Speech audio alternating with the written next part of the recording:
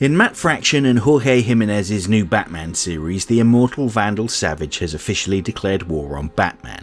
His methods are ruthless, methodical, and calculated to strike fear into both heroes and citizens alike. As the GCPD's commissioner, Savage orders the police to follow his authoritarian influence. When the costumed criminal Anarchy and his henchmen robbed a truck, the police shot an unarmed man over stolen baby formula and attempted to arrest Robin. The confrontation escalated, and despite being handcuffed, Robin fought with skill while Batman intervened to disable the police van and protect him. The clash ended with a fatal shooting between the officers, highlighting the dangerous consequences of unchecked authority. It also really demonstrates how Batman and Robin's morals separate them from those who wield power recklessly. But Savage was quick to exploit the tragic situation, planting a batarang at the scene to frame Batman and coercing cooperation from a hospitalized officer. He has started a campaign against the Cape Crusader. However, unbeknownst to Savage, a young boy filmed him planting the evidence from a nearby fire escape, which he has now passed to a reporter, Jack Dean. At the same time, Dr. Zeller, Arkham's innovative doctor that had shown Killer Croc so much compassion in the first issue, unveiled the Crown of Storms,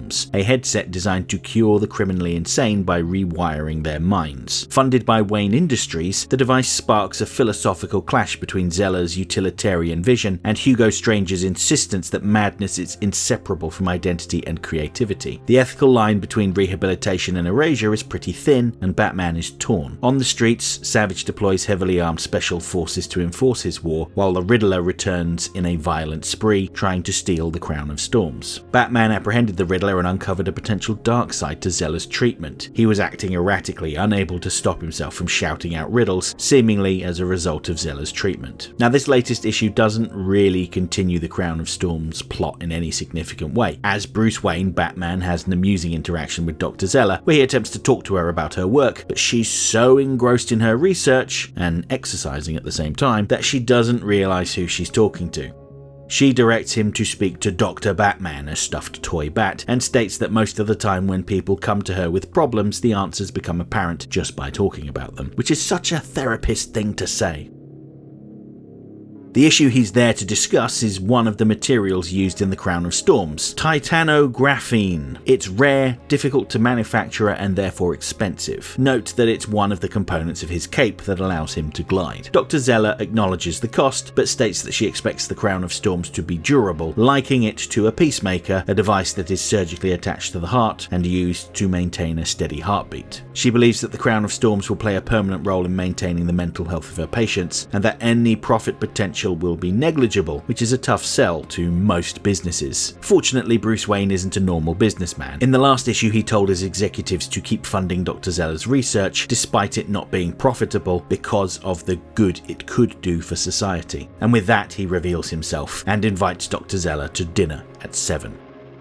Now, the point about Bruce Wayne being less concerned with profit than doing good is a very important one that runs through this story. Bruce Wayne is presented as a moral capitalist, someone who owns a company that generates tremendous profits, and he uses that money in a moral way, not just using it to create more money for his shareholders. The brand new villain that is introduced in this issue, the Minotaur, meanwhile, is presented as a wicked capitalist and Batman's opposite. He is a banker for the 7 main strands of Gotham's criminal underworld, and he has the backing of Vandal Savage. Curiously, he also has 7 fingers on at least one hand, which shouldn't make him too hard to identify. His pitch to Gotham's underworld was simple: work together, pool your efforts, let him manage the money, and watch the profits soar. And he delivers. Under his direction, the city's criminal economy grows by over 400%, bringing an end to intergang conflict in a way that Batman and the police can only dream of. That might sound like a good outcome, but the Minotaur notes that within 20 months, his group would have a hand in every revenue stream in Gotham, legitimate or criminal, and in 20 years, their reach would be global, and that certainly sounds sinister. Essentially, the Minotaur has turned Gotham's organised crime into a corporation, which is not at all subtle commentary on the state of the world.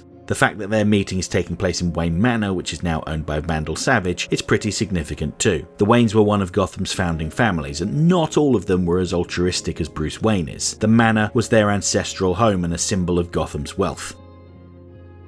And naming this villain the Minotaur is also pretty spot on. In myth, the Minotaur was a colossal man with the head of a bull that lived in the centre of a great labyrinth. Here, the labyrinth that he sits at the centre of is the criminal network. He is aided by relatively obscure Batman villain Noah Cutler, known as the Calculator. The Calculator started out as another weirdo with an odd theme. He wore a costume that looked a bit like a pocket calculator, but in the early 2000s he was reimagined as an information broker, sort of like a villainous counterpoint to Oracle. Here he is the Minotaur's guy in a chair, seemingly supervising everything. And the Calculator isn't the only obscure villain with a role in this story. Anarchy also makes his return. Now, I probably should have realised this sooner, but choosing Anarchy as one of the key villains was a very deliberate, thematically appropriate choice. We had previously seen him in issue 2 hijacking a truck to steal baby formula to feed the needy. He commits a similar crime, but this time he unintentionally gets himself in hot water. So the reason why I think it was appropriate to use Anarchy is because of what he represents. Anarchism is an alternate form of governance, decentralized and more focused on local communities working together for the common good. Crucially, it rejects capitalism, where capitalism says that property is power, anarchism says that property is theft. Capitalism works by stacking people into tiers: owners above workers, landlords above tenants, capital above labour. Wealth rises, wages stagnate, and the people at the top hold the levers that shape everyone else's lives. Anarchism rejects the entire premise. It insists that no person should hold institutional power over another, not by birth, not by wealth, not by ownership. Structures should serve people, not extract from them. Where capitalism sees ladder rungs, anarchism sees chains that need breaking. And in a more colloquial sense, anarchy is shorthand for chaos and the lack of control, which makes him the perfect foil for the Minotaur and his algorithmic crime system. But that's only the start of what this issue is really doing, because the Minotaur and the Taurus aren't just a new villain and his crew, they're the thesis statement of this arc laid bare. The Minotaur is capitalism in its purest form: endless growth, endless acquisition, endless hunger.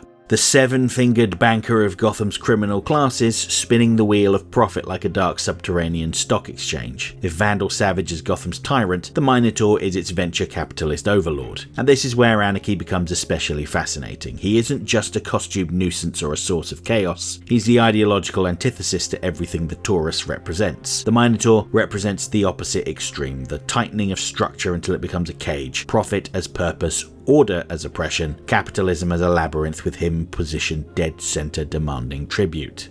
And Anarchy is paid to steal from him by persons unknown. But that tiny act breaks the peace between the gangs and costs the Taurus $4 million a day. And because capitalism is nothing if not vindictive, the Minotaur responds with absolute brutality. When the seven factions turn on each other, he freezes their accounts and calls them all together. Not so much for a meeting, but for a warning. After reminding them of their agreement, he states that they are all in this together. When one suffers, they all suffer. And then he brings their loved ones into the room and has them killed in front of them.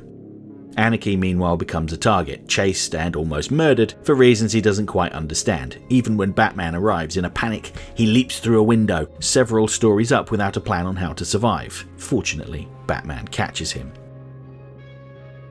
The message is unmistakable. Profit is king, loyalty is meaningless, disobedience is fatal, and the Minotaur will crush anyone that gets in the way of his profits. This is late-stage capitalism without the PR polish, stripped of slogans about innovation and opportunity, revealing itself as domination in a nice suit. And Batman sits right at the centre of this ideological storm. The moral billionaire funding impossible futures, the masked vigilante fighting systems that are too big to punch, the man caught between the seductive order of capital and the chaotic idealism of anarchy. Meanwhile, the journalist Jack Dean meets with his editor to run the story of Savage's corruption, only to find that he isn't interested in printing it. Not because it isn't true, not even because it's dangerous necessarily, but likely because the paper simply can't afford a fight with someone like Savage. As Dean explains, traditional media is dying. Fewer commuters buying papers means fewer profits, and fewer profits mean papers get swallowed up by the ultra-rich who use them as tax shelters and for narrative control. The truth gets smaller, the powerful get louder, and the people who might have once exposed corruption now just try to survive it. That's the world Batman is operating in, a city where authoritarianism runs the streets, capitalism runs the institutions, and anarchy lurks in the alleys. Gotham itself becomes the battlefield, with Batman navigating the moral tightrope between systems that devour people and rebellions that burn everything down.